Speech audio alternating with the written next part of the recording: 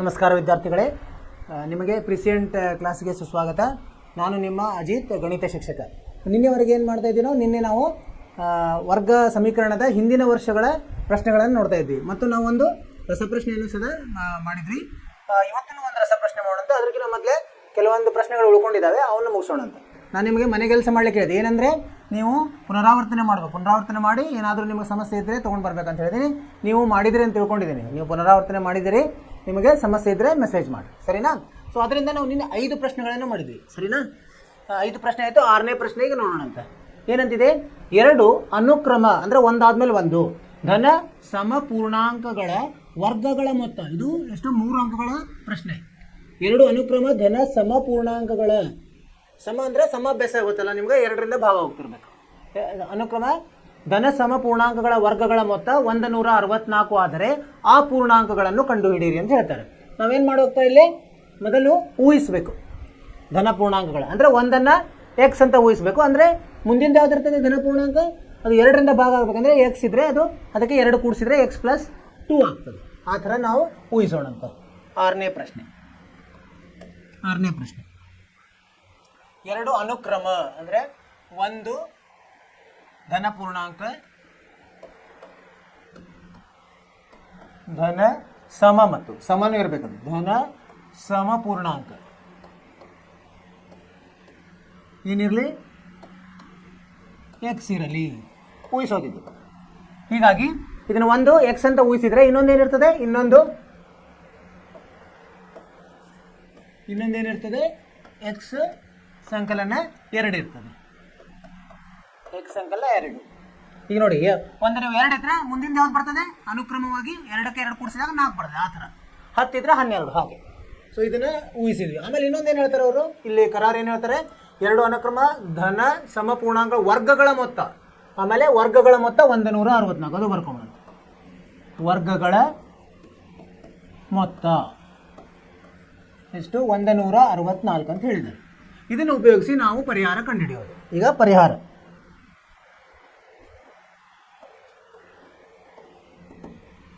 ಏನು? ಇದು ವರ್ಗಗಳು ಅಂದರೆ ಎಕ್ಸ್ದು ವರ್ಗ x² ಪ್ಲಸ್ x+2ದು ವರ್ಗ ಏನು? x+2 ಕಂಸದಲ್ಲಿ ವರ್ಗ ಸಮ ಎಷ್ಟು ಅಂತ ಹೇಳಿದರೆ 164 ಅಂತ ಹೇಳಿದ್ದಾರೆ. ಇದು ಸಮೀಕರಣ ಮಾಡಬೇಕೀಗ. ಇದು ವಾಕ್ಯ ಇದ್ದದ್ದು ಗಣಿತಕ್ಕೆ ಬಂತು. ಈಗೇನು ಮಾಡ್ಬೇಕು? ಇದನ್ನು ಬಿಡಿಸ್ಕೊಂಡಂತೆ ಅಂದರೆ ಒಂದು ವರ್ಗ ಸಮೀಕರಣ ಸಿಗ್ತದೆ ನಮಗೆ. ಇದೇನು ಹಾಗೆ ಇರ್ತದೆ, x² ಪ್ಲಸ್ ಇದು ಅಂದರೆ a+b ವರ್ಗ ಇದ್ದಂಗೆ, x² ಪ್ಲಸ್ 4x ಪ್ಲಸ್ 4. ಇದನ್ನು 164 ಈ ಕಡೆ ತೊಗೊಂಡ್ಬಂದ್ಬಿಡೋದು.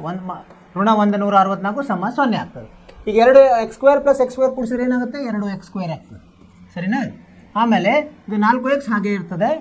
ಇದು 164ರಲ್ಲಿ 4 ಹೋಗಿ ಋಣ ಉಳಿತದೆ, ಅಂದರೆ 160 ಉಳಿತದೆ. ಋಣ 160 ಉಳಿತದೆ ಸಮ 0. ಈಗೇನಂತ ಇದಕ್ಕೆ ನಾವು 2ರಿಂದ ಭಾಗಿಸ್ಬೋದು. 2 ಸಾಮಾನ್ಯ ಇರ್ತದೆ. ಸರಳ ಮಾಡ್ಕೊಳ್ಳಿಕ್ಕೆ ಏನಾಗ್ತದೆ? ಭಾಗಿಸಿದ್ರೆ x² ಪ್ಲಸ್ 2x ಋಣ 80 ಸಮ 0 ಆಯಿತು. ಈಗ ನೋಡಿ ಇದೇನಾಯ್ತು? ಈಗ ಆದರ್ಶ ರೂಪದಲ್ಲಿ ಬಂತು ವರ್ಗ ಸಮೀಕರಣ. ಇದರ ಮೂಲಗಳನ್ನು ಕಂಡುಹಿಡಿಯೋಣ. ಇದನ್ನು ನಾವು ಮಧ್ಯ ಪದವನ್ನು ಬಿಡಿಸೋದ್ರಿಂದನೂ ಕಂಡುಹಿಡಿಬೋದು. ಮಧ್ಯ ಪದ ಏನಿದೆ? 2x ಇದೆ. ಆಮೇಲೆ ಗುಣಿಸಿದ್ರೆ ಎಷ್ಟು ಬರಬೇಕು? ಋಣ 80. ಯಾವ್ದು 2 ಅಂಕೆಗಳನ್ನು ತೊಗೋಬೇಕು ನಾವು? 10 ಮತ್ತು 8 ತೊಗೊಂಡ್ರಾಯ್ತು. x² ಪ್ಲಸ್ 10x ಋಣ 8x ಋಣ 80 ಸಮ 0. ಈಗ ಏನು ಸಾಮಾನ್ಯ? x ಸಾಮಾನ್ಯ. ಇವೆರಡು ಗುಂಪುಗಳನ್ನಾಗಿ ಮಾಡಿದಾಗ x ಸಮ x ಪ್ಲಸ್ 10, ಇಲ್ಲಿ ಋಣ 8, ಅಲ್ಲಿ ಏನು ಬರುತ್ತೆ? x ಪ್ಲಸ್ 10 ಬರ್ತದೆ, 0ಗೆ ಸಮ. ಇಲ್ಲಿ ಏನು ಸಾಮಾನ್ಯ? ಇದು ನೋಡಿ, ಇವೆರಡು ಸಾಮಾನ್ಯ ಇದೆ. ಅಂದರೆ x ಪ್ಲಸ್ 10 ಇನ್ನೊಂದು ಕಂಸದಲ್ಲಿ x ಋಣ 8 ಸಮ 0. ಈಗೇನಾಯ್ತು? ಈಗ 2 ಅಪವರ್ತನಗಳು ಸಿಕ್ಕು ನಮಗೆ. ಈ 2 ಅಪವರ್ತನಗಳನ್ನು 0ಗೆ ನಾವು ಸಮ ಮಾಡಿದರೆ ನಮಗೆ ಮೂಲಗಳು ಸಿಗ್ತವೆ. ಇಲ್ಲಿ ಬರಿತೀನಿ ನೋಡಿ. x ಪ್ಲಸ್ 10 ಸಮ 0 ಅಥವಾ x ಋಣ 8 ಏನು 0ಗೆ ಸಮ. x ಸಮ ಋಣ 10, 10 ಈ ಕಡೆ ಹೋದರೆ ಏನಾಗ್ತದೆ? ಋಣ 10 ಆಗ್ತದೆ. ಇಲ್ಲಿ x ಸಮ 8 ಆಯಿತು. ಋಣ 8 ಈ ಕಡೆ ಬಂದರೆ ಧನ 8 ಆಗ್ತದೆ. ಅವ್ರು ಏನು ಹೇಳಿದ್ದಾರೆ? ಈಗ ನಮಗೆ ಮೂಲಗಳು ಸಿಕ್ತು. ಒಂದು ಮೂಲ ಏನಾಯಿತು? ಋಣ 10 ಇದೆ, ಇನ್ನೊಂದು ಮೂಲ ಧನ 8 ಇದೆ. ಅವರು ಸಮ ಮತ್ತು ಸಮಯ ಪೂರ್ಣಾಂಕ ಇರಬೇಕು ಮತ್ತು ಧನನೂ ಇರಬೇಕು. ಅಂದರೆ ನಾವೇನು ತೊಗೋಬೇಕು? ಇದನ್ನು ಮಾತ್ರ ನೋಡಬೇಕು. ಇದು ಋಣ ಇದೆ ಬಿಟ್ಬಿಡೋದು. ಸೊ ಅದನ್ನು ಇಲ್ಲಿ ಹಾಕಿದಾಗ ನಮಗೆ ಉತ್ತರ ಸಿಗ್ತದೆ. ಅಂದರೆ ನಮ್ಮ ಉತ್ತರ ಏನು, ಒಂದು ಧನ ಸಮಪೂರ್ಣಾಂಕ ಎಷ್ಟಿರ್ತದೆ, ಸಮಪೂರ್ಣಾಂಕ. ನಾವೇನಂತ ಊಹಿಸಿದ್ವಿ, ಎಕ್ಸ್ ಅಂತ ಊಹಿಸಿದ್ವಿ. ಏನಂತ ತಗೊಳ್ಳೋದು, 8 ಅಂತ ತಗೊಳ್ಳೋದು. ಇನ್ನೊಂದು ಏನಾಗ್ತದೆ, x+2. ಇನ್ನೊಂದು x+2 ಅಂದರೆ ಎಕ್ಸ್ ಇದ್ದಲ್ಲಿ 8 ಹಾಕಿದ್ರೆ 8 + 2 = 10 ಆಗ್ತದೆ. ಅಂದರೆ ಇದೇ ಉತ್ತರ. 1 8 1 10. ಈಗ ನೋಡಿರಿ ತಾಳೆ ನೋಡ್ಬೋದಾ ನಾವು, ನೋಡ್ರಿ 8 ಇದರಲ್ಲಿ ಹಾಕಿದಾಗ 8 ಮತ್ತು 10 ವರ್ಗ ಮಾಡಿದ್ರೆ 8ರ ವರ್ಗ ಎಷ್ಟು, 8ರ ವರ್ಗ ಎಷ್ಟು, 64. ಆಮೇಲೆ 10ರ ವರ್ಗ ಎಷ್ಟು, 100. ಇವ್ನು ಕೂಡಿಸಿದ್ರೆ ಏನು ಬರ್ತದೆ, 164 ಬರ್ತದೆ. ಇದೇ ನಮಗೆ ಹೇಳಿದ್ದಾರೆ ಇಲ್ಲಿ ಬಂತು ನೋಡಿ, ಇದು ಸಮ. ಅಂದರೆ ನಾವು ತಾಳೆನೂ ನೋಡಿದ್ವಿ, ತಾಳೆನೂ ಸರಿಯಾಗಿದೆ. ಅಂದರೆ ನಾವು ಮಾಡಿರೋ ಪದ್ಧತಿ ಅಥವಾ ಲೆಕ್ಕ ಸರಿಯಾಗಿದೆ.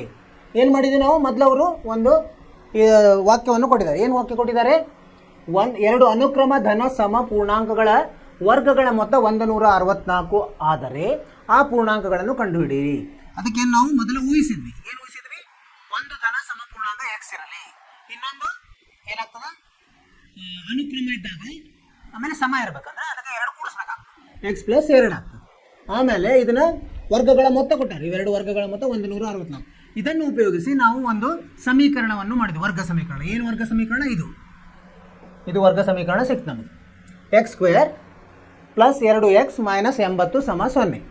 ಈ ಸಮೀಕರಣವನ್ನು ಅಪವರ್ತನ ವಿಧಾನದಿಂದ ನಾವು ಬಿಡಿಸಿದಾಗ ನಮಗೆ 2 ಮೂಲಗಳು ಬಂದು ಆ ಮೂಲಗಳಲ್ಲಿ ನಾವು ಧನ ಇರೋದನ್ನು ಆಯ್ಕೆ ಮಾಡಿದ್ವಿ. ಆ ಧನ ಯಾವುದು, 8 ಇದೆ. ಹೀಗಾಗಿ ಒಂದು ಧನ ಪೂರ್ಣಾಂಕ 8 ಇದ್ದಾಗ ಇನ್ನೊಂದು ಧನ ಪೂರ್ಣಾಂಕ 8 + 2 ಎಷ್ಟಾಗ್ತದೆ, 10 ಆಗ್ತದೆ. ಇವೆರಡು ನಮ್ಮದು ಉತ್ತರ. ಒಂದು 8 ಇನ್ನೊಂದು 10. ಇದನ್ನು ತಾಳೆ ಸದ ನೋಡಿದ್ವಿ, ಅದು ಸದಾ ಸರಿ ಬಂತು. ಅರ್ಥವಾಯಿತು ವಿದ್ಯಾರ್ಥಿಗಳೇ? ಹೀಗೆ ಮಾಡೋದು. ಈಗ ಮುಂದಿನ ಪ್ರಶ್ನೆಗೆ ಹೋಗೋಣ. ಯಾವುದು, 7ನೇ ಪ್ರಶ್ನೆ. ಇದು 2024ರಲ್ಲಿ ಬಂದಿರೋ ಪ್ರಶ್ನೆ. ಇದು ಏನಂತಿದೆ, ಒಂದು ವರ್ಗ ಸಮೀಕರಣದ ಶೋಧಕದ ಬೆಲೆಯು ಶೂನ್ಯವಾಗಿದ್ದಾಗ ಅದರ ಮೂಲಗಳ ಸ್ವಭಾವವನ್ನು ಬರೆಯಿರಿ. 1 ಅಂಕದ ಪ್ರಶ್ನೆ. ನಾವು ಇವನ್ನೆಲ್ಲ ಕಲ್ತೀವಿ. ಶೋಧಕ ಅಂದ್ರೆ ಏನು, 7ನೇ ಪ್ರಶ್ನೆ. ಮೊದಲು ವರ್ಗ ಸಮೀಕರಣದ ಶೋಧಕ ಏನು, b² - 4ac. ಇದರ ನಾವು ಗುಣಲಕ್ಷಣಗಳನ್ನು ಕಲ್ತೀವಿ. ಅಂದರೆ ಏನು, ಇದು 0ಗೆ ಸಮ ಇದ್ರೆ ಅವಲ್ಲಿ ಏನು ಬರ್ತದೆ, ನಮಗೆ ಮೂಲಗಳು ಸಮವಾಗಿರ್ತವೆ. ಪರಿಹಾರ ಏನಂದರೆ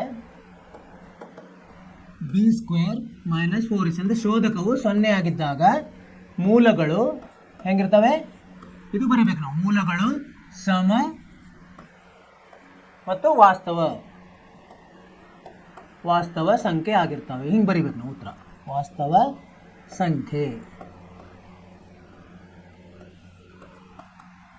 ಈ ಥರ ಉತ್ತರ ಬರದೆ 1 ಅಂಕಗಳು ನಮಗೆ ಸಿಗ್ತವೆ. ಅದೇ ಕೇಳಿದ್ದಾರೆ ಅವರು, ಏನಿರ್ತವೆ ಅಂತಂದರೆ ಸ್ವಭಾವ, ಮೂಲಗಳ ಸ್ವಭಾವ ಇದು. ಅರ್ಥ ಆಯ್ತು, ಸರಳವಾಗಿದೆ. ಏನೋ ಕಲ್ತಿದ್ದೀವಿ.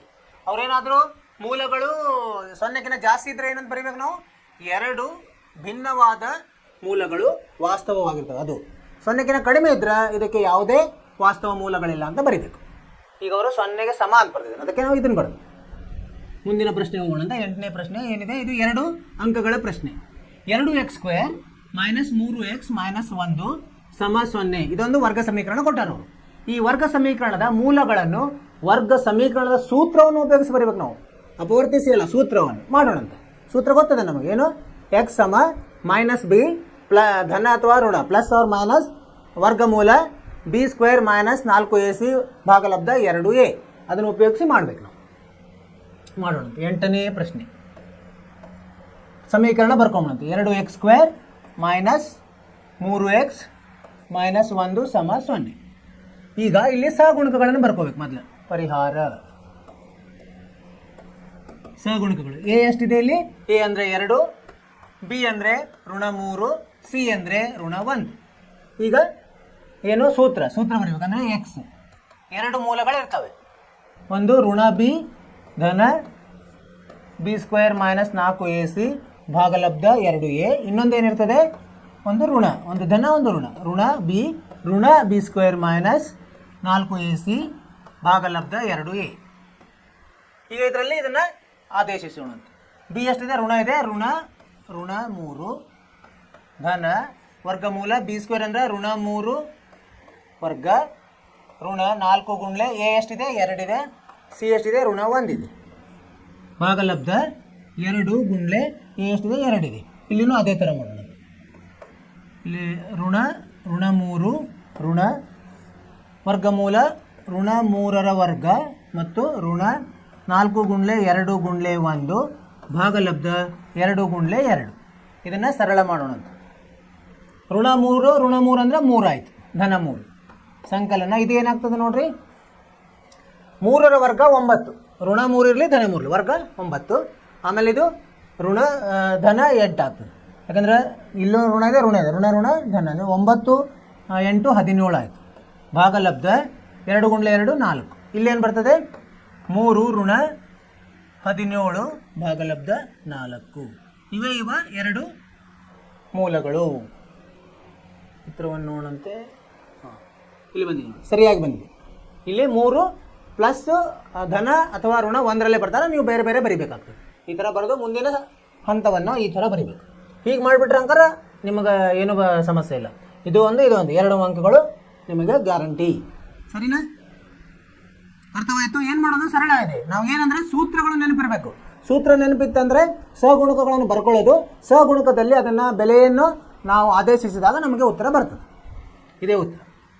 ಈಗ ಮುಂದಿನ ಪ್ರಶ್ನೆಗೆ ಹೋಗೋಣಂತೆ. ಪ್ರಶ್ನೆದಿದು 9ನೇ ಪ್ರಶ್ನೆ. ಇಲ್ಲಿ ತಾಯಿಯ ವಯಸ್ಸು ಮಗನ ವಯಸ್ಸಿನ ವರ್ಗದ 2ರಷ್ಟಿದೆ. ವರ್ಗದ 2ರಷ್ಟಿದೆ.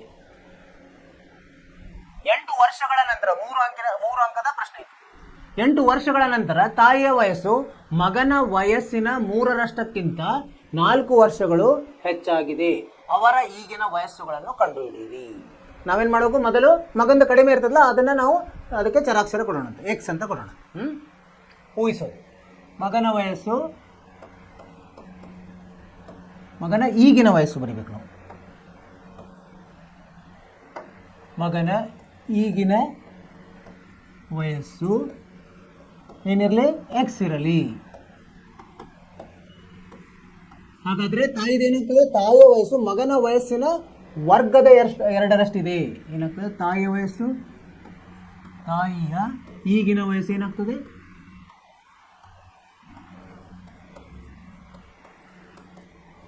ಮಗನ ವಯಸ್ಸಿನ ವರ್ಗ ಅಂದರೆ ಏನು? 2 ಎಕ್ಸ್ ಇದ್ದದ್ದು x² ಆಗ್ತದೆ. 2ರಷ್ಟು ಅಂದರೆ 2x² ಆಗ್ತದೆ. ಸರಿನಾ? ಅರ್ಥ ಆಯ್ತಿದೆ ಹೇಗೆ ತಗೊಳ್ಳೋದಂತ? ಹೀಗೆ ಮುಂದೆ ಅವ್ರು ಏನು ಹೇಳ್ತಾರೆ? 8 ವರ್ಷಗಳ ನಂತರ, 8 ವರ್ಷಗಳ ನಂತರ ಏನಾಗ್ತದೆ? 8 ವರ್ಷಗಳ ನಂತರ ಮಗನ ವಯಸ್ಸು ಎಷ್ಟಾಗ್ತದೆ? ಮಗನ ವಯಸ್ಸು ಈಗಿನ ವಯಸ್ಸಿಂದ 8 ಜಾಸ್ತಿ ಆಗ್ತದೆ. ಎಕ್ಸ್ ಇರೋದು x+8 ಆಗ್ತದೆ. ಮತ್ತು ತಾಯಿಯ ವಯಸ್ಸು ಏನಾಗ್ತದೆ? ತಾಯಿಯ ವಯಸ್ಸು ಈಗಿಂದ ಎಷ್ಟಿತ್ತು? 2x² ಇತ್ತು, ಅದು 8 ಅದಕ್ಕೆ ಕೂಡಿಸ್ಬೇಕಾಗ್ತದೆ. 2x² + 8 ಆಗ್ತದೆ. ಇದು ತಾಯಿ ಮತ್ತು ಮಗನ ವಯಸ್ಸು 8 ವರ್ಷ ಆದಮೇಲೆ. ಈಗ ಮುಂದೊಂದು ಕೊಟ್ಟಿದ್ದಾರೆ. ಏನು ಕೊಟ್ಟಿದ್ದಾರೆ? ಅವರ ತಾಯಿಯ ವಯಸ್ಸು ಮಗನ ವಯಸ್ಸಿನ 3ರಷ್ಟಕ್ಕಿಂತ 4 ವರ್ಷ ಹೆಚ್ಚಾಗಿದೆ. 3ರಷ್ಟಕ್ಕಿಂತ ಅಂದರೆ ತಾಯಿಯ ವಯಸ್ಸು ಏನಿದೆ? 2x² + 8. ಮಗನ ವಯಸ್ಸಿನ 3ರಷ್ಟಕ್ಕಿಂತ ಅಂದರೆ 3ರಷ್ಟಕ್ಕಿಂತ 4 ಜಾಸ್ತಿ ಆಗಿದೆ. ಹೀಗೆ ಇದನ್ನು ಸರಿಯಾಗಿ ಬರ್ಕೋಬೇಕು ನಾವು, ಅಂದರೆ ಉತ್ತರ ಕರೆಕ್ಟ್ ಸರಿಯಾಗಿ ಬರ್ತಿಲ್ಲ ಅಂದರೆ ಬರಲ್ಲ. ಅರ್ಥ ಮಾಡ್ಕೋಬೇಕು. ಅವ್ರೇನೋ ವಾಕ್ಯ ಕೊಟ್ಟಿದ್ದಾರಲ್ಲ, ಅರ್ಥ ಮಾಡಿಕೊಂಡು ಅದನ್ನು ಸಮೀಕರಣಕ್ಕೆ ತರಬೇಕು. ಈಗ ಇದನ್ನು ನಾವು ಸರಳ ಮಾಡಿದಾಗ ನಮಗೆ ಒಂದು ವರ್ಗ ಸಮೀಕರಣ ಬರ್ತದೆ. ಅದನ್ನು ಮಾಡೋಣ ಪರಿಹಾರದಲ್ಲಿ. ಇದನ್ನು ಏನಾಗುತ್ತೆ? ಇದು ಹಾಗೆ ಇಡೋಣಂತ. 2x² + 8. ಇಲ್ಲೇನಾಗುತ್ತೆ? 3x + 24 + 4. ಇದೇನಾಯಿತು? 3x + 28. ಇದೇನು? 2x² + 8. ಇವನ್ನೆಲ್ಲ ಆ ಕಡೆ ತೊಗೊಂಡೋಗೋಣಂತೆ.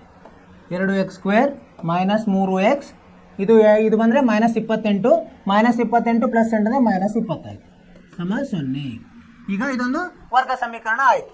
ಸರಿನಾ? ಇದನ್ನು ನಾವು ಮಧ್ಯದ ಪದವನ್ನು ಬಿಡಿಸೋದ್ರಿಂದ ಮಾಡ್ಬೋದು. ಏನಾಗಬೇಕೀಗ? ಗುಣಿಸಿದ್ರೆ 2 × 20 ಎಷ್ಟು? 40 ಆಗಬೇಕು. ಕೂಡಿಸಿದ್ರೆ ಋಣ 3 ಆಗಬೇಕು. ಅಂಥದ್ದು ಯಾವುದು ತೊಗೊಳ್ಬೇಕು ನಾವು? 8 5 ತೊಗೋಬೋದು. 8 ಗುಂಡ್ಲೆ 5 40, 8ರಲ್ಲಿ 5 ಕಳೆದ್ರೆ 3 ಬರ್ತದೆ.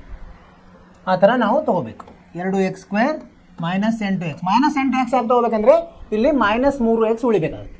ಇದು ಮೈನಸ್ 8x ತೊಗೊಳ್ಳೋದು, ಇದು ಪ್ಲಸ್ 5x ಋಣ 20 ಸಮ 0. ಈಗ ಇವನ್ನ 2 ಗುಂಪುಗಳನ್ನು ಮಾಡೋಣ. ಇಲ್ಲಿ ಏನು ಸಾಮಾನ್ಯ? 2x ಸಾಮಾನ್ಯ. ಉಳಿಯುತ್ತೇನು? x ಋಣ 4 ಪ್ಲಸ್ ಇಲ್ಲಿ 5 ಸಾಮಾನ್ಯ, x ಋಣ 4 ಸಮ 0. ಅರ್ಥ ಆಗ್ತಿದೆಯಲ್ಲ? Very good. ಈಗ ಇದರಲ್ಲಿ ಏನು ಸಾಮಾನ್ಯ? x ಋಣ 4, ಇಲ್ಲಿ 2x ಪ್ಲಸ್ 5. ಈಗ ಅಪವರ್ತನಗಳು ಸಿಕ್ಕು ನಮಗೆ, 2 ಅಪವರ್ತನಗಳು. ಎಂಥ ಅಪವರ್ತನಗಳು? ರೇಖಾತ್ಮಕ ಅಪವರ್ತನಗಳು. ಇದನ್ನು 0ಗೆ ನಾವು ಸಮ ಮಾಡಿದಾಗ ನಮಗೆ x ಬೆಲೆ ಸಿಗ್ತದೆ. ಇಲ್ಲಿ ಬರಿತೀನಿ ನೋಡಿ, x ಋಣ 4 ಸಮ 0 ಅಥವಾ 2x ಪ್ಲಸ್ 5 ಸಮ 0. ಅಂದರೆ x ಏನಾಗ್ತದೆ? x ಸಮ 4 ಆಯಿತು. ಅಥವಾ x ಸಮ ಇದು 5 ಈ ಕಡೆ ಹೋದರೆ ಋಣ 5 ಭಾಗಲಬ್ಧ 2 ಆಯಿತು. ಈಗೇನಿದೆ? ಇದು ವಯಸ್ಸಿದೆ. x ಅಂದ್ರೇನು? ವಯಸ್ಸು, ಯಾರ್ದೋ ಒಂದು ವಯಸ್ಸು. ಇಲ್ಲಿ ಮಗನ ವಯಸ್ಸಿದೆ. ಮಗನ ವಯಸ್ಸು ಋಣ ಇರಲಿಕ್ಕೆ ಸಾಧ್ಯವಿಲ್ಲ, ಧನ ಇರ್ತದೆ ಯಾವಾಗಲೂ. ನಮ್ಮದು ವಯಸ್ಸಾಯ್ತು, ನಿಮ್ಮ ವಯಸ್ಸಾಯ್ತು, ಎಲ್ಲ ಧನ ಇರ್ತದೆ. ಸೊ ಅದಕ್ಕೆ ನಾವೇನು ತೊಗೋಬೇಕು? ಇಲ್ಲಿ ಧನ ಅಂಕೆಯನ್ನು ತೊಗೋಬೇಕು, ಇದನ್ನು ತೊಗೋಬೇಕು. ಇದೇ ಉತ್ತರ, ಇದು ಅಲ್ಲ. ಸೊ ಆವಾಗ ಇದನ್ನು ತೊಗೊಂಡಾಗ ಏನಾಗ್ತದೆ? ಈಗ ಮಗನ ಈಗಿನ ವಯಸ್ಸು ಏನಾಗ್ತದೆ? ಮಗನ ಈಗಿನ ವಯಸ್ಸು x ಅಂತ ಹಿಡಿದಿದ್ವಿ ನಾವು. ವಯಸ್ಸು x ಅಂತ ಹಿಡಿದಿದ್ವಿ. ಅಂದರೆ ಎಷ್ಟು ಆಗುತ್ತೆ? 4 ವರ್ಷ. ತಾಯಿಯ ವಯಸ್ಸು ಏನಾಗ್ತದೆ? ತಾಯಿಯ ಈಗಿನ ವಯಸ್ಸು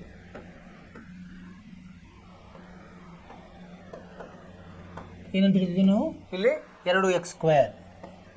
ಇಲ್ಲೇ ಹಾಕೋದು 2 ಗುಂಡ್ಲೆ 4 ಸ್ಕ್ವೇರ್. ಅಂದರೆ 4 ವರ್ಗ ಎಷ್ಟಾಗ್ತದೆ? 16. 16 32. ಅಂದರೆ ಮಗನ ಈಗಿನ ವಯಸ್ಸು 4, ತಾಯಿಯ ಈಗಿನ ವಯಸ್ಸು 32. ಇದೇ ಉತ್ತರ. ಈಗ ಇದನ್ನು ತಾಳೆ ನೋಡ್ಬೋದು. ಏನಾಗುತ್ತೆ? ಅವ್ರು ಏನು ಹೇಳಿದ್ದಾರೆ? 8 ವರ್ಷಗಳ ನಂತರ ಏನಾಗ್ತದೆ? ಮಗನ ವಯಸ್ಸು 4ಕ್ಕೆ 8 ಕೂಡಿಸಿದ್ರೆ ಎಷ್ಟಾಗ್ತದೆ? 4 ಮತ್ತು 8 ಕೂಡಿಸಿದ್ರೆ 12 ಆಯಿತು. ತಾಯಿದು ಏನಾಗ್ತದೆ? 2x² ಅಂದರೆ ಅವ್ರದ್ದು 32 40 ಆಗ್ತದೆ. ಇದು ಮಗಂದು, ತಾಯಿ ಎಷ್ಟಾಗ್ತದೆ? 40 ಆಗ್ತದೆ. ಈಗ ನೋಡಿ, ಸರಿ ಹೋಗ್ತದೆ? ಇಲ್ಲಿ ನೋಡ್ರಿ, ಇದು ಉತ್ತರ. ಅದರ ಎಷ್ಟು ಪಟ್ಟಾಯ್ತು? ಈಗ 2 ಪಟ್ಟಾಗಿ ಮತ್ತು 8 ಸೇರಿದಷ್ಟು ಆಯಿತು. 4 ಮತ್ತು 32 ಸರಿಯಾದ ಉತ್ತರ. ಈ ಥರ ಮಾಡಬೇಕು ನಾವು, ಸರಿನಾ? ಅರ್ಥವಾಯಿತು? ಏನು ಮಾಡಬೇಕು? ಮೊದಲು ಅವರು ತಾಯಿ ಮತ್ತು ಮಗನ ವಯಸ್ಸಿನ ಬಗ್ಗೆ ಸಂಬಂಧವನ್ನು ಕೊಟ್ಟಿದ್ದಾರೆ. ಸೊ ಅದು ವಾಕ್ಯದಲ್ಲಿದೆ. ಅದನ್ನು ಮೊದಲು ನಾವು ಗಣಿತ ರೂಪದಲ್ಲಿ ತರಬೇಕಾಗ್ತದೆ. ಊಹೆ ಮಾಡಬೇಕು. ಕಡಿಮೆ ಯಾರ್ದಿರ್ತದೆ? ಮಗನ ವಯಸ್ಸು ಇರ್ತದೆ. ಸೊ ಅದಕ್ಕೆ ನಾವೇನು ಮಾಡಿದ್ವಿ? ಮಗನ ವಯಸ್ಸು x ಇರಲಿ ಅಂತ ಊಹೆ ಮಾಡಿದ್ವಿ ಮೊದಲು. ಆ ನಂತರ ತಾಯಿ ವಯಸ್ಸು ಅವ್ರು ಹೇಳಿದ್ದಾರೆ ಮಗನ ವಯಸ್ಸಿನ ವರ್ಗದ 2ರಷ್ಟಿದೆ ಅಂತ ಹೇಳಿದ್ದಾರೆ ಈಗಿನ ವಯಸ್ಸು. ಅದರ ಪ್ರಕಾರ ಅದೇನಾಯಿತು? 2x² ಆಯಿತು. ಅನಂತರ ಅವ್ರು ಏನು ಹೇಳಿದ್ದಾರೆ? ಇನ್ನೊಂದು ಕೊಟ್ಟಿದ್ದಾರೆ. 8 ವರ್ಷಗಳ ನಂತರ ಏನಾಗ್ತದೆ? ತಾಯಿಯ ವಯಸ್ಸು ಮಗನ ವಯಸ್ಸಿನ 3ರಷ್ಟು ಮತ್ತು 4 ಹೆಚ್ಚಾಗ್ತದೆ. ಅಂದರೆ 8 ವರ್ಷದಿಂದ ಈಗಿನ ವಯಸ್ಸಿನ ಅನುಗುಣವಾಗಿ 8 ವರ್ಷಗಳ ನಂತರ ಅವ್ರ ವಯಸ್ಸು ಮೊದಲು ಕಂಡುಹಿಡ್ಕೋಬೇಕು. ಏನಾಗ್ತದೆ? ಮಗನ ವಯಸ್ಸು x ಪ್ಲಸ್ 8 ಆಗ್ತದೆ, ತಾಯಿಯ ವಯಸ್ಸು 2x² ಪ್ಲಸ್ 8 ಆಗ್ತದೆ. ಇಲ್ಲಿ ಒಂದು ಸಮೀಕರಣ ಮಾಡ್ಕೋಬೇಕು. ಅದು ಆ ಸಂಬಂಧದಿಂದ 8 ವರ್ಷ ಆದಮೇಲೆ ಅವರ ವಯಸ್ಸಿನ ಸಂಬಂಧ ಅದು ಇದು ಏನು? 2x² ಪ್ಲಸ್ 8 ಸಮ 3 ಗುಂಡ್ಲೆ x ಪ್ಲಸ್ 8 ಪ್ಲಸ್ 4. ಇಲ್ಲಿ ಕೊಟ್ಟಿದ್ದಾರೆ. ಅದು 4 ವರ್ಷಗಳು ಹೆಚ್ಚಾಗಿರುತ್ತದೆ. ಮಗನ ವಯಸ್ಸಿನ 3ರಷ್ಟಕ್ಕಿಂತ 3ರಷ್ಟು ಅಂದ್ರೇನು? 3 ಗುಂಡ್ಲೆ ತಾಯಿಯ ಮಗನ ವಯಸ್ಸು, ಹಾಗೆ ಪ್ಲಸ್ 4. ಅದನ್ನು ನಾವು ಬಿಡಿಸಿದಾಗ ನಮಗೇನು ಸಿಕ್ತು? ಒಂದು ಸಮೀಕರಣ ಬಂತು. ಯಾವ ಸಮೀಕರಣ? ವರ್ಗ ಸಮೀಕರಣ ಇಲ್ಲಿದೆ ನೋಡಿ. ಇದು ನಾವೇನು ಮಾಡಿದ್ವಿ? ಈ ವರ್ಗ ಸಮೀಕರಣವನ್ನು ಅಪವರ್ತನ ವಿಧಾನದಿಂದ ಬಿಡಿಸಿದ್ವಿ. ಅಪವರ್ತನ ವಿಧಾನ ಬಿಡಿಸಿದಾಗ ನಮಗೆ 2 ಮೂಲಗಳು ಸಿಕ್ಕು. 2 ಮೂಲಗಳಲ್ಲಿ ನಾವು ಧನ ಮೂಲ ತೊಗೋಬೇಕಾಗ್ತದೆ. ಯಾಕಂದರೆ ವಯಸ್ಸಿರೋದ್ರಿಂದ ಧನ ಮೂಲ, ಅದರ ಬೆಲೆ 4 ಬಂತು. ಆ 4 ಅಂದರೆ ನಾವು ಏನಂದ್ವಿ? x ಅಂದರೆ ಮಗನ ಈಗಿನ ವಯಸ್ಸು ಅಂತ ಹೇಳ್ಕೊಂಡಿದ್ವಿ. ಅದರಲ್ಲಿ ಅದನ್ನು ಆದೇಶಿಸಿದಾಗ ತಾಯಿ ವಯಸ್ಸು ಬಂತು. ಈ ಥರ ನಾವು ಮಾಡಿ ತಾಳೆ ಸದೆ ನೋಡಿದ್ವಿ, ಸರಿಯಾಗಿ ಉತ್ತರ ಬಂದಿದೆ. ನೀವು ಇದೇ ಥರ ಮಾಡಬೇಕು, ಸರಳವಾಗಿದೆ. ನೀವು ಏನು ಮಾಡಿರಿ? ಪುನರಾವರ್ತನೆ ಮಾಡಿರಿ, ನಿಮಗೆ ಯಾವುದೇ ಭಯವಿಲ್ಲದಂಗೆ ಇದನ್ನು ತಾವು ಲೆಕ್ಕಗಳನ್ನು ಪರೀಕ್ಷೆಯಲ್ಲಿ ನಾವು ಎದುರಿಸಬಹುದು. ಸರಿನಾ? Very good. ಇದು 9 ಆಯಿತು. ಮುಂದ್ಗಡೆ ಹೋಗೋಣ. 10ನೇ ಪ್ರಶ್ನೆ ಏನಂತಿದೆ? ax² plus bx plus c ಸಮ 0 ವರ್ಗ ಸಮೀಕರಣ ಶೋಧಕದ ಸೂತ್ರ ಕೇಳಿದ್ದಾರೆ. ಇಲ್ಲಿ ಆಯ್ಕೆಗಳನ್ನು ಕೊಟ್ಟಿದ್ದಾರೆ. B square minus 4ac, C square minus 4ab, B square plus 4ac, D A square plus 4ab. ಒಂದು ಅಂಕ ನಮ್ಗೆ ಸರಿಯಾಗಿ ಗೊತ್ತಿತ್ತು ಅಂದರೆ ಒಂದು ಅಂಕ ಗ್ಯಾರಂಟಿ. ಆಗ ಎ ನಮ್ಗೆ ಗೊತ್ತಿದೆ, ಇದು ಒಂದನೇ ಇದ್ದ ಬಿ ಸ್ಕ್ವೇರ್ ಮೈನಸ್ 4ac ಸರಿಯಾದವು, ಅದೇ ಆಯ್ಕೆ. ಸೊ ಇಷ್ಟು ಬರೆದ್ಬಿಟ್ರೆ ಸಾಕು, ನಮ್ಮದು ಒಂದು ಅಂಕ ಗ್ಯಾರಂಟಿ. 11ನೇ ಪ್ರಶ್ನೆ ಹೋಗೋಣಂತೆ. 11ನೇ ಪ್ರಶ್ನೆ ಏನಂತಿದೆ? X square minus 3x plus 1 ಸಮ 0. ಈ ಸಮೀಕರಣದ ಮೂಲಗಳನ್ನು ವರ್ಗ ಸಮೀಕರಣದ ಸೂತ್ರ, ಇಲ್ಲಿನೂ ಸೂತ್ರವನ್ನು ಉಪಯೋಗಿಸ್ಬೇಕು ನಾವು. ಆ ಥರ ಮಾಡೋಣ. 11ನೇ ಪ್ರಶ್ನೆ. ಮೊದಲು ಈ ಸಮೀಕರಣವನ್ನು ಬರ್ಕೊಂಬಂತೆ. X square minus 3x plus 1 ಸಮ 0. ಇದೇನಿದು? ವರ್ಗ ಸಮೀಕರಣ. ಸೊ ಈ ಪರಿಹಾರದಲ್ಲಿ ಮೊದಲೇನು ಬರ್ಕೋಬೇಕು ನಾವು? ಅದರ ಸಹಗುಣಕಗಳನ್ನು ಬರ್ಕೋಬೇಕು. ಇಲ್ಲಿ ಸಹಗುಣಕಗಳು ಎ ಎಷ್ಟಿದೆ? ಎ ಸಮ 1, ಬಿ ಸಮ ಋಣ 3, ಸಿ ಸಮ 1. ಇದು ಮೊದಲು ಸರಿಯಾಗಿ ಬರ್ಕೊಂಡ್ರೆ ನಮ್ಗೆ ಉತ್ತರ ಸರಿಯಾಗಿ ಬಂದೇ ಬರ್ತದೆ. ಈಗ ಸೂತ್ರವನ್ನು ಬರೆಯೋಣ. ಎಕ್ಸ್ ಸಮ ಋಣ ಬಿ ಧನ ಬಿ ಸ್ಕ್ವೇರ್ ಋಣ 4ac ಭಾಗಲಬ್ಧ 2a, ಇದು ಒಂದು. ಇನ್ನೊಂದು ಎಕ್ಸ್ ಸಮ ಋಣ B square minus 4ac ಭಾಗಲಬ್ಧ 2a. ಇಲ್ಲಿ ಬೆಲೆಗಳನ್ನು ತುಂಬೋಣ. ಬಿ ಅಂದರೆ ಋಣ 3 ಇದೆ, ಇಲ್ಲಿ ಋಣ ಇದೆ, ಋಣ ಮತ್ತು ಒಂದು ಋಣ 3. ಧನ ಋಣ 3ರ ವರ್ಗ ಋಣ 4 ಗುಂಡ್ಲೆ 1 ಗುಂಡ್ಲೆ ಸಿ ಅಂದರೆ 1. ಸರಿಯಾಗಿ ತುಂಬಬೇಕು. 2 ಗುಂಡ್ಲೆ 1. ಇದನ್ನು ಬಿಡಿಸಿದಾಗ ಎಷ್ಟು ಬರ್ತದೆ?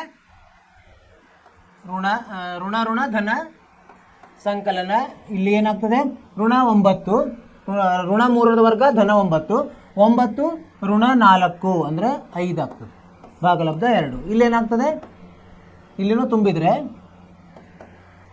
ಋಣದ್ದು ಋಣ 3, ಋಣ 3ರ ವರ್ಗ ಋಣ 4 ಗುಂಡ್ಲೆ 1 ಗುಂಡ್ಲೆ 1, ಬಿ 4ac ಭಾಗಲಬ್ಧ 2 ಗುಂಡ್ಲೆ 1.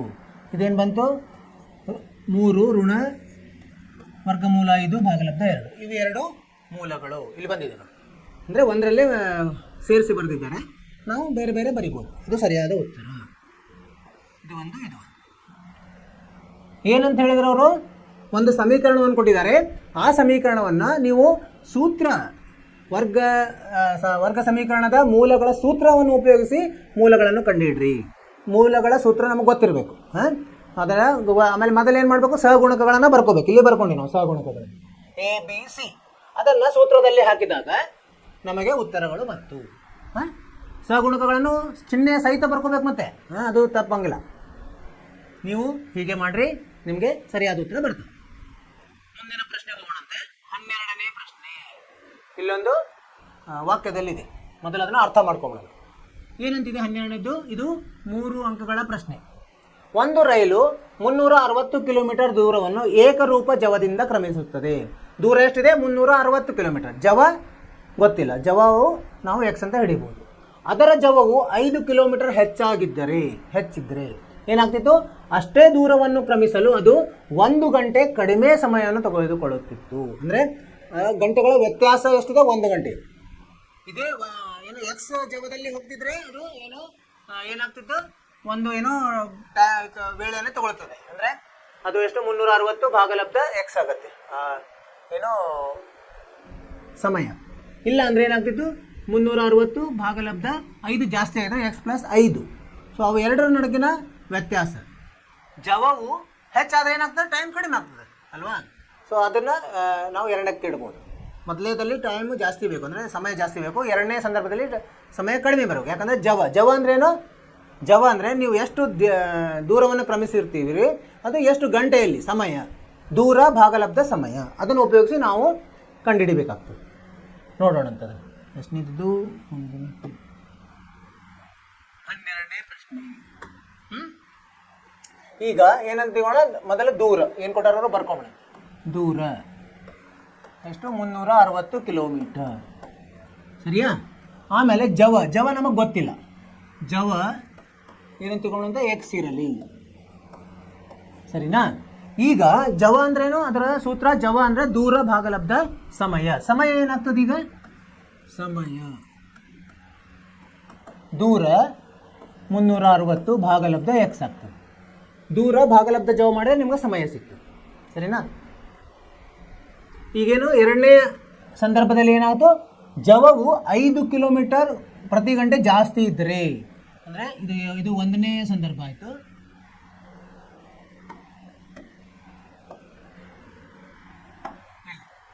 ಇದು ಒಂದನೇ ಸಂದರ್ಭ ಆಯಿತು.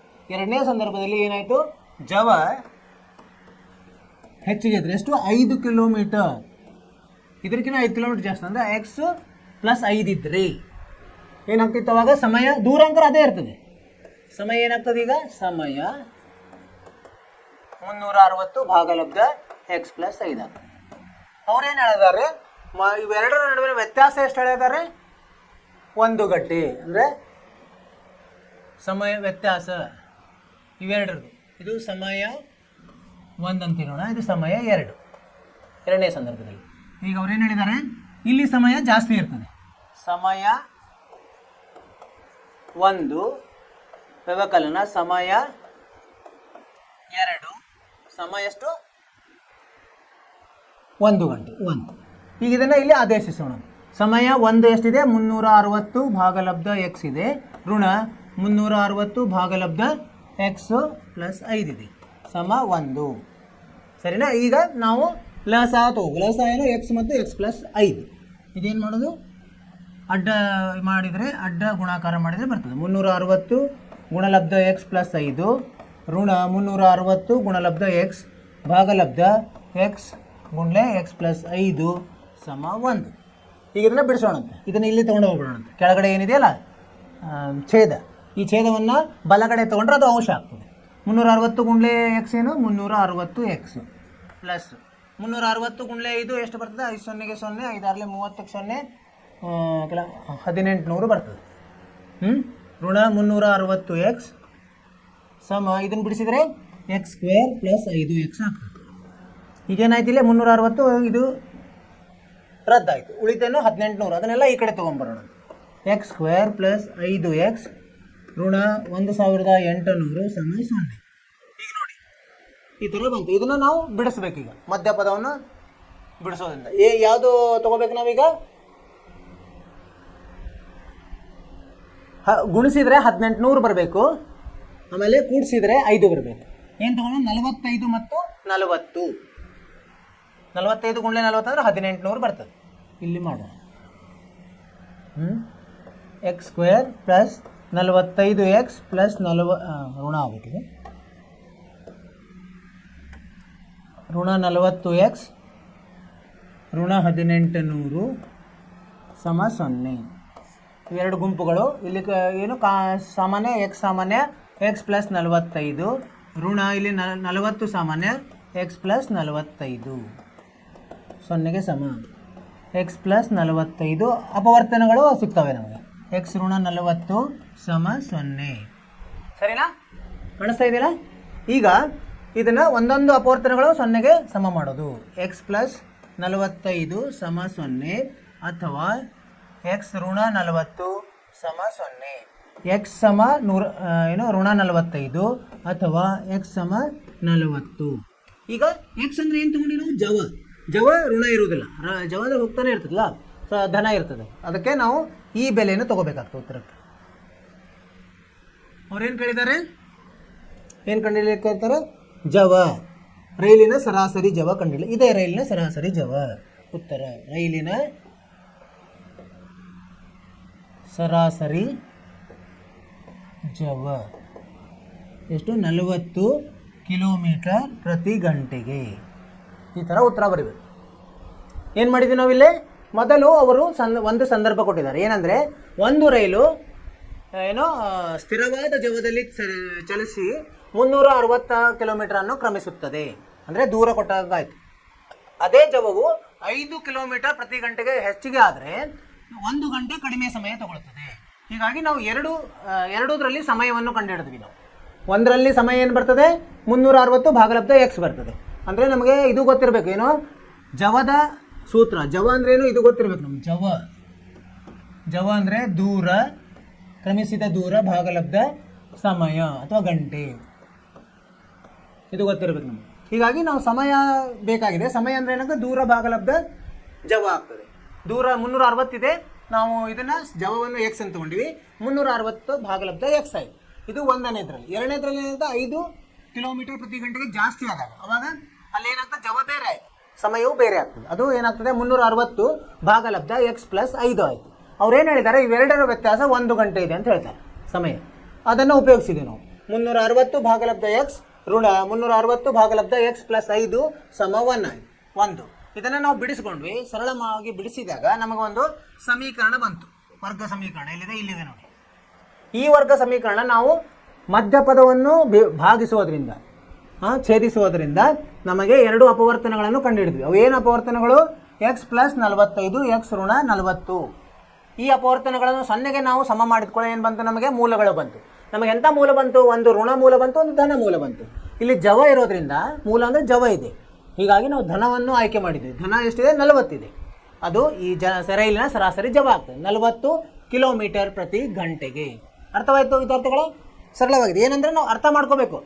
ಅವರು ವಾಕ್ಯವನ್ನು ಕೊಟ್ಟು ಅರ್ಥ ಮಾಡಿಕೊಂಡು ಸರಿಯಾಗಿ ಹೇಳಿಕೆಗಳನ್ನು, ಗಣಿತ ಹೇಳಿಕೆಗಳನ್ನು ಮಾಡಿಕೊಂಡ್ರೆ ನಿಮಗೆ ಸರಳವಾಗಿ ಪರಿಹಾರ ಸಿಗ್ತದೆ. ಆಯಿತಾ? ಮುಂದೆ ಹೋಗೋಣಂತೆ. ಮುಗೀತು. ಇಲ್ಲಿಗೆ ನಾವು 12 ಪ್ರಶ್ನೆಗಳನ್ನು ನೋಡಿದ್ವಿ ಅಲ್ವಾ? ನಿಮಗೆ ಇದೆಲ್ಲ ಅರ್ಥವಾಯ್ತು ಅಂತ ತಿಳ್ಕೊಂಡಿದ್ದೀನಿ. ನೀವು ಇದನ್ನು ಪುನರಾವರ್ತನೆ ಮಾಡಬೇಕು, ಅಂದರೆ ನಿಮಗೇನಾಗ್ತದೆ, ರೂಢಿ ಆಗ್ತದೆ. ಈಗ ಇನ್ನೊಂದು ಇದು ಇದೆ, ಅದನ್ನು ನೋಡೋಣ. ಏನಿದೆ? ಕ್ವಿಜ್ ಇದೆ. ಅದನ್ನು ನೋಡಿ ನಾವು ಬಿಡಿಸಲು ಪ್ರಯತ್ನ ಮಾಡೋಣ, ಅದರಲ್ಲಿ ಎಷ್ಟು ಸಾಧ್ಯತೆ ಅಷ್ಟು.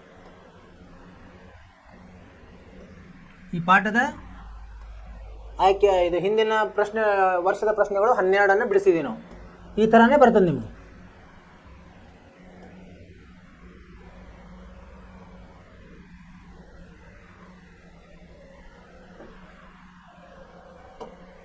ನಿನ್ನೆ ಒಂದು ಮುಗಿಸಿದ್ವಿ, ಇನ್ನೊಂದಿದೆ.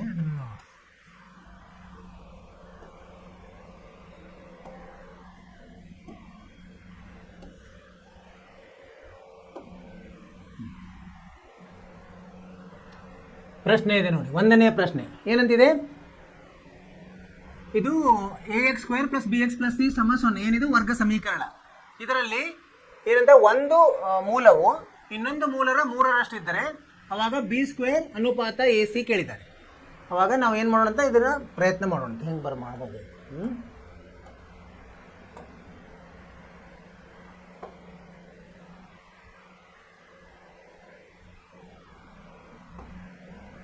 ಏನು ಕೊಟ್ಟಿದ್ದಾರೆ ಅವರು? ಒಂದು ಏನು ಮೂಲ,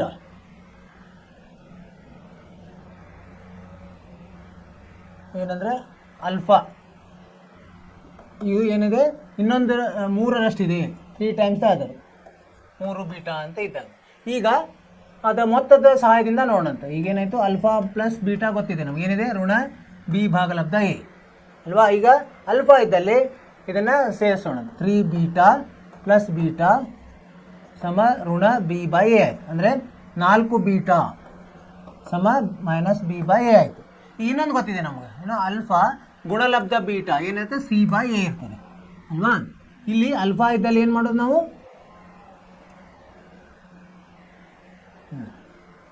ಇದನ್ನು ನಾವು ಹಾಕೋದು 3 ಬೀಟಾ ಗುಂಡ್ಲೆ ಬೀಟಾ ಸಮ ಸಿ ಭಾಗಲಬ್ಧ ಎ. ಅಂದರೆ ಇಲ್ಲೇನಾಯಿತು, ಈಗ ಬೀಟಾ ಏನು ಬರ್ತದೆ ಇಲ್ಲಿ?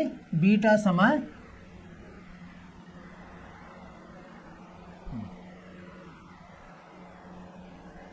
ಋಣ ಬಿ ಭಾಗಲಬ್ಧ 4a ಆಗ್ತದೆ. ಈಗ ಅದನ್ನು ಇಲ್ಲಿ ತೊಗೊಂಡು ಬರೋಣ ಅಂತ. ಬೀಟಾ ಇದ್ದಲ್ಲಿ ಹಾಕೊಂಡು 3 ಗುಂಡ್ಲೆ ಋಣ ಬಿ ಬೈ 4a ಗುಂಡ್ಲೆ ಋಣ ಬಿ ಬೈ 4a ಆಯಿತು ಸಮ ಸಿ ಭಾಗಲಬ್ಧ ಎ. ಸರಿನಾ? ಈಗೇನಾಯ್ತು ಈಗ? ಈಗ ನೋಡಿ, ಇಲ್ಲಿ ಒಂದು ಎ ಇದೆ, ಈ ಒಂದು ಎ ಹೋಗುತ್ತೆ. ಸರಿ, ಈಗೇನಾಯಿತು, ಬಿ ಮತ್ತು ಬಿ ಗುಣಿಸಿದ್ರೆ b² ಆಯಿತು. ಇದನ್ನೆಲ್ಲ ಈ ಕಡೆ ತೊಗೊಂಡು ಸಮ 4ac ಭಾಗಲಬ್ಧ 3 ಆಗುತ್ತೆ. ಈಗ ಅವ್ರೇನು ಕೇಳಿದಾರೆ? b²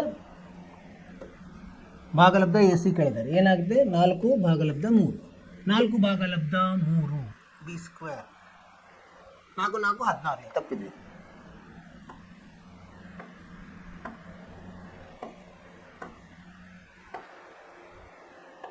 ಹದಿನಾರು ಆಗ್ತದೆ. ಇದು 16 ಭಾಗಲಬ್ಧ 3 ಆಯಿತು.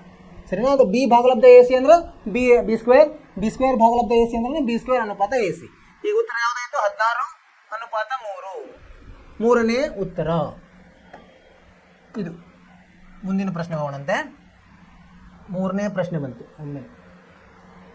ಇದು ಒಂದು ಸಮೀಕರಣ ಕೊಟ್ಟಿದ್ದಾರೆ. ಏನು? 4x² - 2x plus ಗೌಸದಲ್ಲಿ lambda - 4 = 0.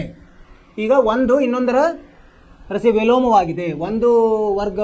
ಒಂದು ಮೂಲ ಇನ್ನೊಂದು ಮೂಲದ ವಿಲೋಮ ಇದೆ. ಅವಾಗ ಈ ಬೆಲೆಯನ್ನು ಲ್ಯಾಂಬ್ಡಾ ಬೆಲೆಯನ್ನು ಕಂಡುಹಿಡಿಯಿರಿ. ಬರ್ಕೊಂಬಿಡಂತೇಳಿ ABC ಬರ್ಕೊಂಬಿಡಂತ.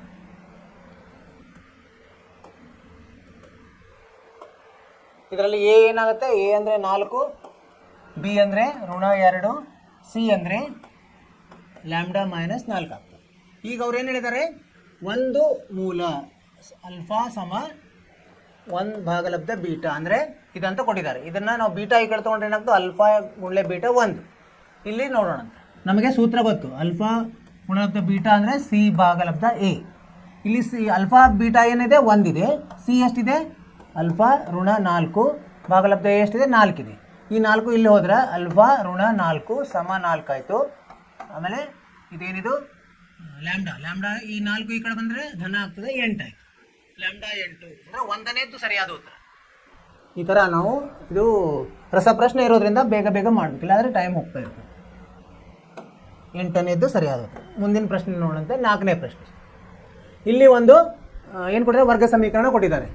ಇದು a² + b² x² -2 ac + bd x + c² + d² = 0 equal roots ಅಂದರೆ ಅಲ್ಫಾ ಸಮ ಬೀಟಾ ಅಂತ ಕೊಟ್ಟಿದ್ದಾರೆ. ಅವಾಗ ಎ ಬಿದು ಅಥವಾ ಯಾವ ಥರ ಒಂದು ನಾವು ಸಂಬಂಧವನ್ನು ಕಂಡುಹಿಡಿಬೇಕು. ಮಾಡೋಣಂತ. ಇಲ್ಲಿ ಎ ಏನಾಗುತ್ತೆ? ಎ ಅಂದರೆ ಇದು 1ನೇದು. x² ಗುಣಾಕಾರ ಆಗಿದ್ದು ಯಾವುದು? a² + b² ಆಗುತ್ತೆ. ಆಮೇಲೆ ಬಿ ಅಂದರೆ -2 AC + BD ಆಗುತ್ತೆ. ಆಮೇಲೆ ಸಿ ಎಷ್ಟಾಗುತ್ತೆ? C² + D². ಇದು ಪೂರ್ತಿ ಸಿ ಆಗ್ತದೆ, ಇದು ಪೂರ್ತಿ ಬಿ ಆಗ್ತದೆ, ಇದು ಪೂರ್ತಿ ಎ ಆಗ್ತದೆ. ax² + bx + c ಇದ್ದ. ಈಗ ಅವ್ರು ಏನು ಹೇಳಿದ್ದಾರೆ? ಈಕ್ವಲ್ ರೂಟ್ಸ್ ಅಂದರೆ ಅಲ್ಫಾ ಸಮ ಬೀಟಾ. ಈಗ ಇದನ್ನು ಉಪಯೋಗಿಸಿ ನಾವು ಮೊದಲು ಅಲ್ಫಾ + ಬೀಟಾ ಸೂತ್ರವನ್ನು ನೋಡೋಣ. ಅಲ್ಫಾ + ಬೀಟಾ ಅಂದ್ರೇನು? B/λ A. ಇಲ್ಲಿ ಏನಾಯಿತು? ಅಲ್ಫಾ ಬೀಟಾವನ್ನು ಹಾಕಿದೆ. ಬೀಟಾದಲ್ಲಿ ಅಲ್ಫಾ ಹಾಕಿದಾಗ ಅಲ್ಫಾ + ಅಲ್ಫಾ ಸಮ ಬಿ ಅಂದರೆ ಏನಿದೆ? ಇಲ್ಲಿ ಋಣ ಮತ್ತು -2 AC + BD ಭಾಗಲಬ್ಧ ಎ ಎಷ್ಟಿದೆ? a² + b² ಇದೆ. ಇದೇನಾಯಿತು? 2 ಅಲ್ಫಾ ಆಯಿತು. 2 ಅಲ್ಫಾ ಸಮ ಇದು ಋಣ ಧನ ಆಯಿತು. ಧನ AC + BD ಭಾಗಲಬ್ಧ a² + b². ಇಲ್ಲೇನಾಯಿತು? ಋಣ ಹೋಗಿ ಅಲ್ಫಾ ಅಷ್ಟು ಉಳಿತದೆ. ಅಲ್ಫಾ ಏನು ಬಂತು? AC + BD ಭಾಗಲಬ್ಧ a² + b² ಆಯಿತು. ಈಗ ಇನ್ನೊಂದು ಗೊತ್ತಲ್ಲ ನಮಗೆ, ಗುಣಲಬ್ಧ ಅಲ್ಫಾ ಗುಣ್ಲೆ ಬೀಟಾ ಏನು? C/λ A. ಅಲ್ಫಾ ಅಂದರೆ ಇಲ್ಲೂ ನಾವೇನು ತೊಗೊಂಡ್ಬರುತ್ತೆ? ಅಲ್ಫಾ ಬೀಟಾ ಇದ್ದಲ್ಲಿ ಅಲ್ಫಾ ಹಾಕೊಂಡ್ರೆ ಏನಾಯಿತು? ಅಲ್ಫಾ ಗುಣ್ಲೆ ಅಲ್ಫಾ ಆಯಿತು. ಸಮ ಸಿ ಅಂದರೆ ಏನಿದೆ? ಇಲ್ಲಿ C² + D² ಇದೆ. ಭಾಗಲಬ್ಧ ಎ ಏನಿದೆ? a² + b² ಇದೆ. ಸರಿನಾ? ಈಗ ಇದೇನಾಯಿತು? 2 ಅಲ್ಫಾ ಆಯಿತು. ಅಲ್ಫಾ ಗುಣ್ಲೆ ಅಲ್ಫಾ ಇದ್ದಲ್ಲಿ ಅಲ್ಫಾ ಸ್ಕ್ವೇರ್ ಆಯ್ತು. ಈಗ ಅಲ್ಫಾ ಇದ್ದಲ್ಲ, ಇದನ್ನು ಹಾಕ್ಬಿಡೋಣಂತ. ಈಗ ಯಾವುದು? AC + BD ಭಾಗಲಬ್ಧ a² + b² 2 ಸಲ ಹಾಕಬೇಕು. ಗುಂಡ್ಲೆ AC + BD ಭಾಗಲಬ್ಧ a² + b² ಸಮ c² + d² ಭಾಗಲಬ್ಧ a² + b² ಆಯಿತು. ಇಲ್ಲೇನಾಯಿತು? ಒಂದು ಇದು ಕ್ಯಾನ್ಸಲ್ ಆಗ್ತದೆ. ಇದೊಂದು ಹೋಯ್ತು, ರದ್ದಾಯಿತು. ಉಳಿತೇನಿಲ್ಲ? AC + BD. ಇನ್ನೊಂದು AC + BD ಅದು ವರ್ಗ. ಅಂದರೆ ಇಲ್ಲಿ ನಾನು ಬಿಡಿಸಿದಾಗ a² c² + b² d² + 2abcd ಅಲ್ವಾ? a + b ಹೋಲ್ ಸ್ಕ್ವೇರ್ ಇದ್ದಂಗೆ ಸಮ ಇದೇನಾಯಿತು? a² + b² ಇನ್ನೊಂದು ಇದರಲ್ಲಿ c² + d² ಆಯಿತು. ಸರಿನಾ? ಇದನ್ನು ಬಿಡಿಸ್ಕೊಂಬಿಡೋಣ. a² ಗುಣ್ಲೆ c² a² c² a² d² + a² d². ಇದು b² c² plus b square d square. ಈಗ ನೋಡಿ ಇಲ್ಲೇನಿದೆ ಎ ಸ್ಕ್ವೇರ್ ಸಿ ಸ್ಕ್ವೇರ್ ಇದೆ, ಇದು ಹೋಯ್ತು. ಬಿ ಸ್ಕ್ವೇರ್ ಡಿ ಸ್ಕ್ವೇರ್ ಇದೆ, ಅದು ಹೋಯ್ತು. ಬಿ ಸ್ಕ್ವೇರ್ ಡಿ ಸ್ಕ್ವೇರ್ ಇದೆ. ಉಳಿತೇನೀಗ a square d square plus b square c square, ಇದು ಮೈನಸ್ 2abcd ಸಮ 0. ಇದು ಹೆಂಗಿದ್ದಂಗೆ ಎ ಡಿ ಮೈನಸ್ ಬಿ ಸಿದ ಸ್ಕ್ವೇರ್ ಇದ್ದಂಗೆ. ಅದನ್ನು ಬರೆಯೋಣ, a d minus b c whole square ಸಮ 0. ಈಗ ಎರಡು ಕಡೆ ವರ್ಗಮೂಲ ಅಂತ ತೊಗೊಂಡಾಗ ಏನಾಗ್ತದೆ, a d minus b c ಸಮ 0 ಆಯಿತು. ಸರಿನಾ? ಸೊ ಇಲ್ಲಿ ಏನಾಯ್ತು, ಇದ್ರೆ ಈ ಕಡೆ ತೊಗೊಂಡೋದ್ರೆ ಎ ಡಿ ಸಮ ಬಿ ಸಿ ಆಯಿತು. ಇದೇ ಥರ ಉತ್ತರ ಇದೆ, ಎ ಡಿ ಸಮ ಬಿ ಸಿ. ಈ ಉತ್ತರ ಬಂತು. ಏನಂದರೆ ಈ ಏನು ಸಂಬಂಧವನ್ನು ಉಪಯೋಗಿಸಬೇಕು ನಾವು. ಮೊದಲು ಅವರು ಒಂದು ಸಂಬಂಧ ಕೊಟ್ಟಿದ್ದಾರೆ, ಅದರಲ್ಲಿ ಮತ್ತು ಸೂತ್ರದ ಸಂಬಂಧವನ್ನು ಉಪಯೋಗಿಸಿ ಸಹಗುಣಕಗಳನ್ನು ಅದರಲ್ಲಿ ನಾವು ಆದೇಶಿಸಿದಾಗ ನಮಗೆ ಇದು ಉತ್ತರ ಬರ್ತದೆ. ಯಾವುದು ಉತ್ತರ? ಎ ಡಿ ಸಮ ಬಿ ಸಿ, ಬಿ ಉತ್ತರ ಆಗ್ತದೆ. ಸ್ವಲ್ಪ ದೊಡ್ಡದಿದೆ ಲೆಕ್ಕ.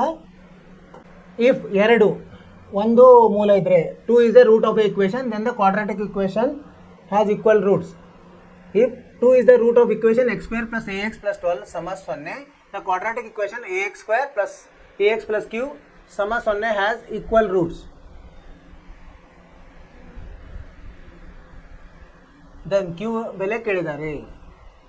ಇದು ನಿನ್ನೆ ಇದನ್ನು ಬಂದಿದ್ದೇನೆ, ತಪ್ಪಾಗಿದೆ. 2 is ಅವಾಗ ಎ ಬೆಲೆ ಕಂಡು ಹಿಡ್ಕೊಂಡ್ರೆ ಏನಾಗುತ್ತೆ, ನಮಗೆ ಎ ಬೆಲೆ ಅದನ್ನು ಇಲ್ಲಿ ಹಾಕಿದಾಗ ಕ್ಯೂ ಬೆಲೆ ಸಿಗ್ತದೆ. ನೋಡಿ ಪ್ರಯತ್ನ ಮಾಡುವ. ಇದರಲ್ಲಿ ಹಾಕಿದರೆ X square plus A x plus 12 ಸಮ 0. ಇಲ್ಲಿ ಎಕ್ಸ್ ಇದ್ದಲ್ಲಿ 2 ಹಾಕೋಣ. 2 ಸ್ಕ್ವೇರ್ ಪ್ಲಸ್ ಎ ಗುಂಡ್ಲೆ 2 ಪ್ಲಸ್ 12 ಸಮ 0. ಅಂದರೆ ಏನಾಯ್ತು ಈಗ 4 ಪ್ಲಸ್ 2a ಪ್ಲಸ್ 12 ಸಮ 0. 2a ಏನಾಗ್ತದೆ, ಇದು 16 ಅಂದರೆ ಮೈನಸ್ 16 ಆಯಿತು. ಎ ಎಷ್ಟಾಯಿತು, ಋಣ 8 ಆಯಿತು. ಇದನ್ನು ಇಲ್ಲಿ ಹಾಕಿದರೆ ನೋಡೋಣ, ಎಕ್ಸ್ ಸ್ಕ್ವೇರ್ ಪ್ಲಸ್ ಅಂದರೆ ಎ ಇದ್ದಲ್ಲಿ ನಾವೇನು ಋಣ 8 ಹಾಕಬೇಕು.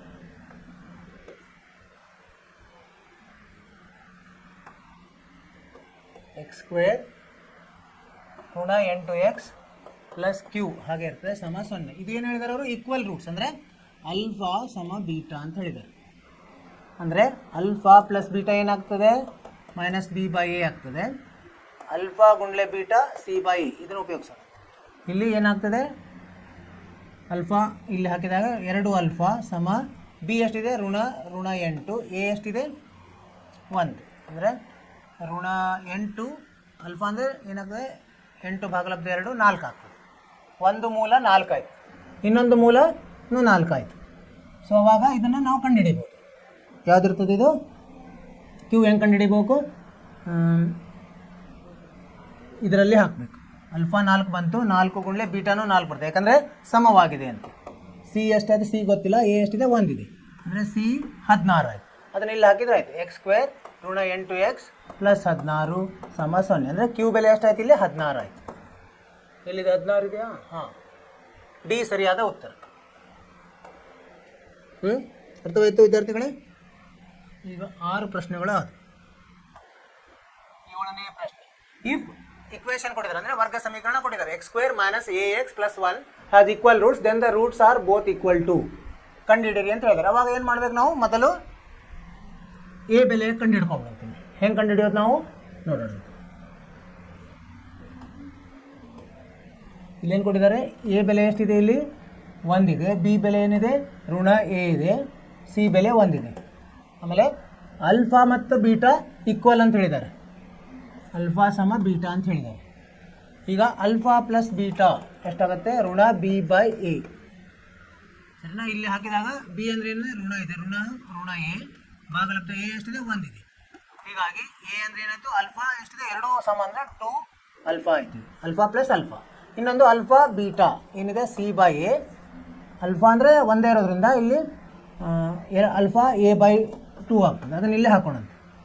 ಎ ಬೈ 2 ಗುಂಡ್ಲೆ ಎ ಬೈ 2 ಸಮ ಸಿ ಎಷ್ಟಿದೆ, 1 ಇದೆ. ಎ ಎಷ್ಟಿದೆ, 1 ಇದೆ. ಅಂದರೆ ಎ ಸ್ಕ್ವೇರ್ ಸಮ 4 ಆಯಿತು. ಎ ಸಮ ಪ್ಲಸ್ ಅಥವಾ ಮೈನಸ್ 2 ತೊಗೋಬೋದು, ಪ್ಲಸ್ ಅಥವಾ ಮೈನಸ್ 2 ಎರಡರಲ್ಲಿ ಯಾವುದಾದ್ರೂ ಹಾಕೋಬೋದು. ಅಂದರೆ ಎಕ್ಸ್ ಸ್ಕ್ವೇರ್ ಪ್ಲಸ್ ಇಲ್ಲಿ ಋಣ ತೊಗೊಂಡು ಪ್ಲಸ್ ತೊಗೊಂಬಂತೆ ಪ್ಲಸ್ 2x ಪ್ಲಸ್ 1 ಸಮ 0. ಇದು ಎದ್ರದ್ದು ಎಕ್ಸ್ ಪ್ಲಸ್ 1 ಹೋಲ್ ಸ್ಕ್ವೇರ್ ಸಮ 0. ಇದು ಎದ್ರದ್ದು ಅಂದರೆ ಎಕ್ಸ್ ನೀವು ಪ್ಲಸ್ 1 ಅಥವಾ -1 ಆಗ್ತದೆ ಉತ್ತರ. ಇದೇ ಎಲ್ಲಾದರೂ 2/3 ಇದೆ.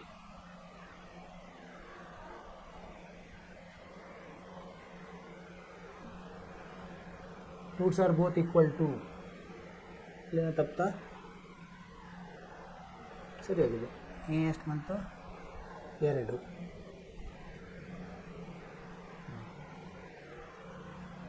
ಮೈನಸ್ ಎ ಬೈ 1 ಅಂದರೆ ಎ ಅಂದರೆ 2 ಅಲ್ಫಾ ಬಂತು. ಅಲ್ಫಾ ಅಂದರೆ a/2 ಅದು ಇಲ್ಲಿ ಹಾಕಿದ್ದೆ ನಾವು a/2 ಸಮ ಸಿ ಅಂದರೆ ಏನಿದೆ 1 ಇದೆ 1/1. ಇಲ್ಲಿ ಎ ಬೆಲೆ 2 ಬಂತು. ಇನ್ನೇನೋ ಉತ್ತರ ತಪ್ಪಿದೆ. ಇದು ಸರಿಯಾದ ಉತ್ತರ. ಅವ್ರದ್ದೇನೋ ಉತ್ತರ ತಪ್ಪಿದೆ, ಇರಲಿ, ಒಮ್ಮೆ ಅವ್ರದ್ದೇನೋ ಮಿಸ್ಟೇಕ್ ಆಗಿರುತ್ತೆ. ಸೊ ಇಲ್ಲಿವರೆಗೆ 6 ಪ್ರಶ್ನೆಗಳನ್ನು ಮಾಡಿದ್ವಿ, 7 ಪ್ರಶ್ನೆಗಳನ್ನು ಮಾಡಿದ್ವಿ. ಇನ್ನೂ 5 ಪ್ರಶ್ನೆ ಇದೆ, ಅದನ್ನು ಮುಂದಿನ ತರಗತಿಯಲ್ಲಿ ಮಾಡೋಣ.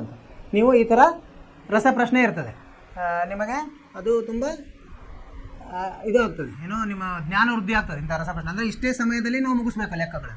ಇಂಥವನ್ನು ನಿಮಗೆ ಬೇರೆ ಬೇರೆ ಮಾಧ್ಯಮಗಳಲ್ಲಿ ಸಿಗ್ತವೆ, ಅದನ್ನು ತೊಗೊಂಡು ನೀವು ಬಿಡಿಸ್ಲಿಕ್ಕೆ ಪ್ರಯತ್ನ ಮಾಡಿ, ಸರಿನಾ? ಸೊ ಇಲ್ಲಿವರೆಗೆ ನಾವೇನು ಮಾಡಿದ್ವಿ, ವರ್ಗ ಸಮೀಕರಣವಾದ ಅಧ್ಯಾಯವನ್ನು ಮುಗಿಸಿದ್ವಿ. ಅದಕ್ಕೆ ಸಂಬಂಧಿಸಿದಂಥ ಎಲ್ಲ ಅಭ್ಯಾಸಗಳನ್ನು ಮಾಡಿದ್ವಿ ಮತ್ತು ಹಿಂದಿನ ವರ್ಷಗಳ ಪ್ರಶ್ನೆಗಳನ್ನು ಬಿಡಿಸಿದ್ವಿ ಮತ್ತು 2 ರಸಪ್ರಶ್ನೆಗಳನ್ನು ಮಾಡಿದ್ವಿ.